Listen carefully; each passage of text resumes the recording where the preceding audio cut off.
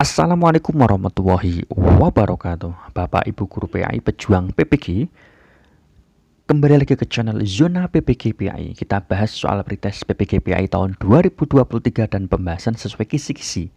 Kali ini kita akan membahas kisi-kisi nomor 9 sampai nomor 12. Kisi-kisi nomor 9 tentang konsep Islam tentang bank.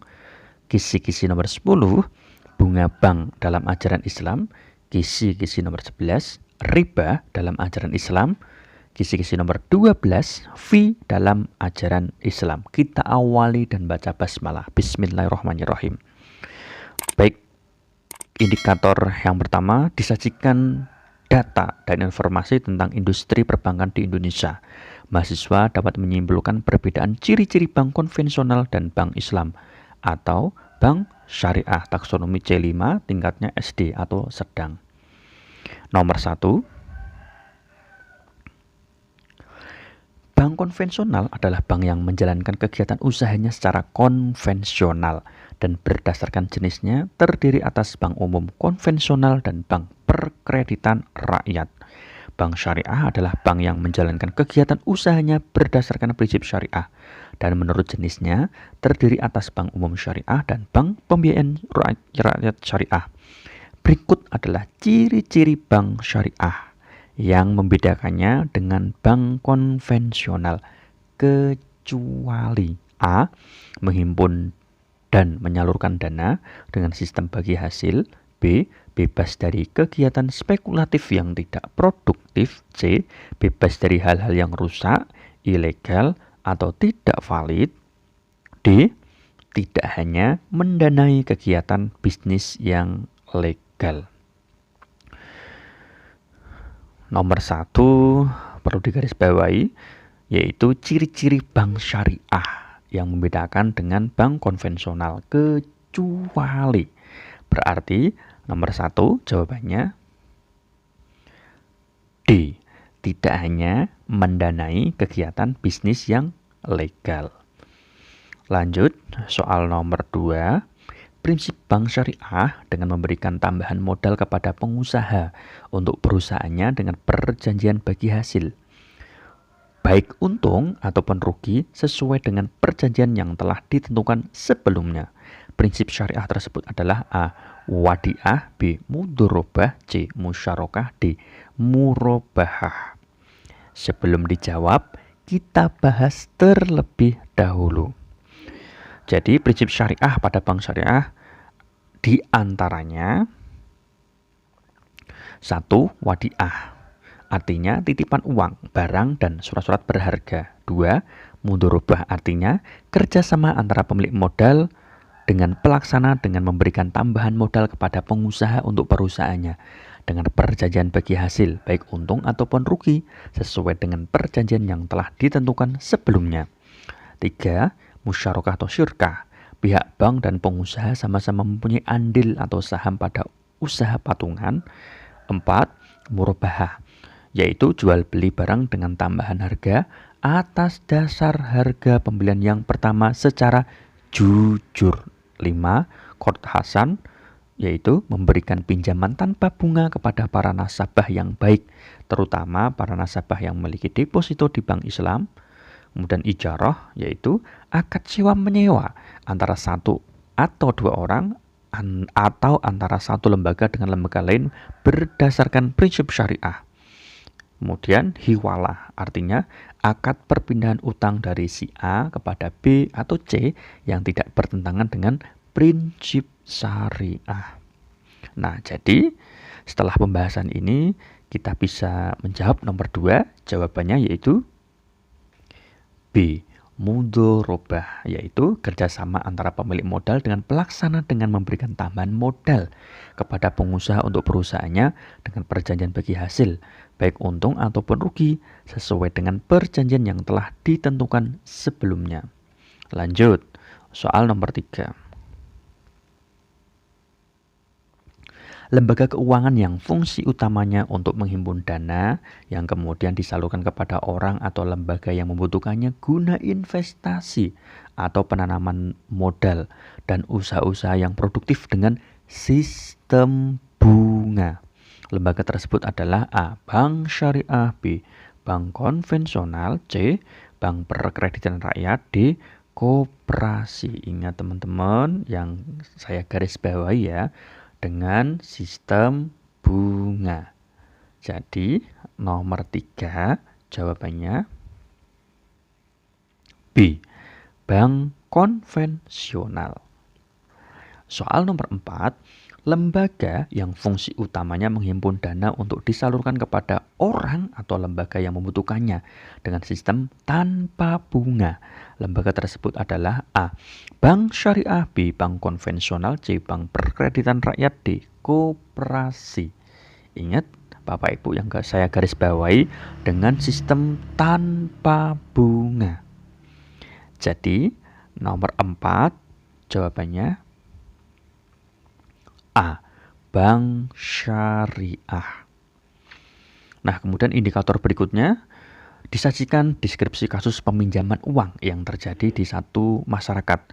Mahasiswa dapat menelaah jenis riba dan ketentuan hukumnya dalam ajaran Islam. Ini taksonomi C4 ya, tingkatnya S atau sulit. Baik, kita bahas. Nomor 1, di antara ulama yang berpendapat bunga bank itu riba nasi'ah yang mutlak keharamannya.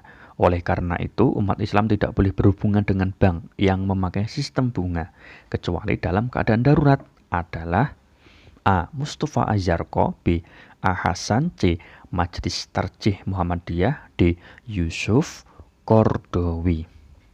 Sebelum dijawab, kita bahas terlebih dahulu, yaitu 4 kelompok ulama yang berpendapat tentang riba. Baik, yang pertama Mustafa Azharko. Riba yang diharamkan adalah yang bersifat konsumtif. 2.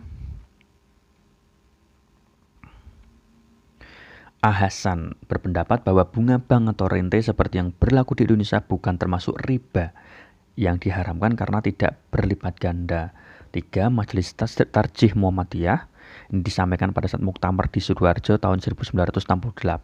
Bunga yang diberikan oleh bank kepada para nasabahnya atau sebaliknya termasuk perkara yang subhat atau belum jenis keharamannya. Yang keempat, Yusuf Qaradawi. Bunga bank itu riba nasi'ah yang mutlak keharamannya. Oleh karena itu, umat Islam tidak boleh berhubungan dengan bank yang memakai sistem bunga, kecuali dalam keadaan darurat. Nah, ulama yang sependapat dengan Yusuf Qaradawi diantaranya ada Abu Zahra, Abu A'la al-Maududi, M. Abdullah al-Arabi, Said Sabiq, Ja'ad al-Haq, Ali Jad al-Haq, dan Fuad Muhammad Fahrudin. Dari pembahasan ini kita bisa menjawab nomor 1, yaitu D. Yusuf Qaradawi. Ini ya, tadi jawabannya nomor 1, D. Yusuf Qaradawi. Bahwasanya bunga bank itu riba nasi'ah yang mutlak keharamannya. Oleh karena itu, umat Islam tidak boleh berhubungan dengan bank yang memakai sistem bunga, kecuali dalam keadaan darurat. Nah, ulama yang sependapat dengan Yusuf Qaradawi ada Abu Zahra, ada Abu A'la al-Maududi, dan sebagainya. Lanjut, nomor 2. Berikut ini dampak negatif riba menurut Said Sabiq, kecuali A. dapat menimbulkan potensi permusuhan, B. berpotensi untuk melahirkan mental hidup mewah atau pemboros, C. menjadi penyemangat diri untuk giat bekerja, D. menimbulkan penimbunan harta tanpa usaha yang tak ubahnya seperti benalu atau pohon parasit yang nempel di pohon lain. Sebelum dijawab nomor 2, kita bahas terlebih dahulu, yaitu menurut Said Sabiq, dampak negatif riba diantaranya dapat menimbulkan potensi permusuhan, berpotensi untuk melahirkan mental hidup mewah atau pemboros, menjadi pemalas yang tidak mau bekerja, kemudian menimbulkan penimbunan harta tanpa usaha yang tak ubahnya seperti benalu atau pohon parasit yang nempel di pohon lain. Dari pembahasan ini kita bisa menjawab nomor 2, yaitu C. menjadi penyemangat diri untuk giat bekerja. Kita bahas indikator berikutnya, yaitu diberikan narasi konseptual tentang fee dari para ahli atau ulama fikih. Mahasiswa dapat menyimpulkan status hukum, memberikan dan menerima fee dalam ajaran Islam. Ini adalah taksonomi yang C5, tingkatnya SD atau sedang. Baik, soalnya sebagai berikut. Fee artinya pungutan dana yang dibebankan kepada nasabah bank untuk kepentingan administrasi seperti keperluan kertas, biaya operasional, dan lain-lain. Ulama berbeda pendapat dalam menetapkan hukum memberi dan menerima fee. Bagi kelompok ulama yang mengharamkan bunga bank, maka memberi dan menerima fee termasuk A. Perbuatan maslahat karena sangat dianjurkan. B. Perbuatan balas jasa, hukumnya sunnah. C. Kegiatan tolong menolong, hukumnya sunnah. D. Perilaku riba dan haram, hukumnya. Nah, dari soal ini kita bisa menjawab, jawabannya yaitu D. Perilaku riba dan haram, hukumnya. Adapun untuk memperkuat jawaban tersebut, yaitu fee berarti itu kelebihan, yaitu dengan mengambil manfaat dari sebuah transaksi utang piutang. Tegasnya, ulama menganggap fee adalah riba, meskipun fee itu digunakan untuk dana operasional. Sekali lagi, soal ini jawabannya D. Perilaku riba dan haram, hukumnya. Demikian Bapak Ibu pembahasan soal kali ini. Yuk subscribe, like, share, and comment. Terima kasih. Wassalamualaikum warahmatullahi wabarakatuh.